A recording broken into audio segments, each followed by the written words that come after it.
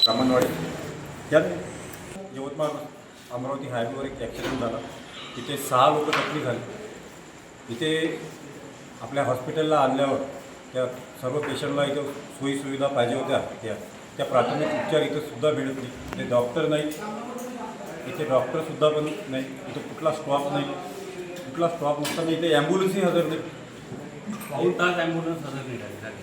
आणि ह्या सर्व गोष्टीसाठी आम्ही प्रत्येकदा MSC CSC बोलणं झालं माझं, त्यांच्याकडं ॲम्ब्युलन्ससुद्धा नाही.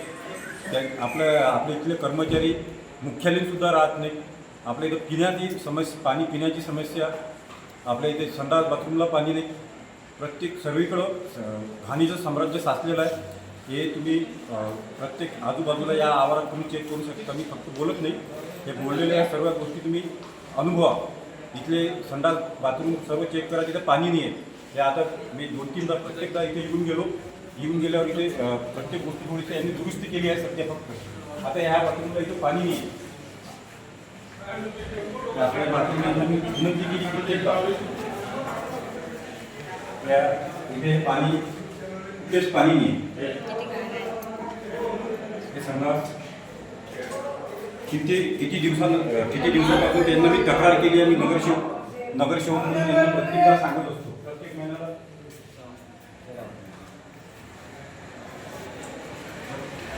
मी यांना प्रत्येक महिन्याला एक भेट देत असतो.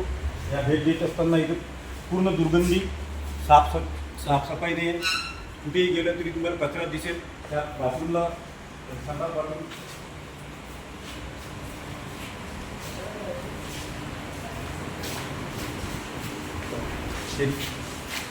आपण एखाद्या प्रायव्हेट हॉस्पिटलला जातो त्यावेळेस अशी व्यवस्था असते काय? इथे प्रचंड दुर्गंधी येते. हे आता मी यांची कंप्लेंट केल्यानंतर इथे थोडं दुरुस्ती केलं यांनी. आता डस्टबिनमध्ये कसं पाण्याच्या नळाला फक्त टाकी, नळाला पाणी नाही आहे. संडास बाथरूमला बोर्ड टांगून ठेवलेलं. तर इथे फक्त इथून लाईट कनेक्शन घेतलं होतं. मी त्यांना मागच्या वेळेस कंप्लेंट केली तर त्यांनी आता लाईट लावलेलं आहे. ते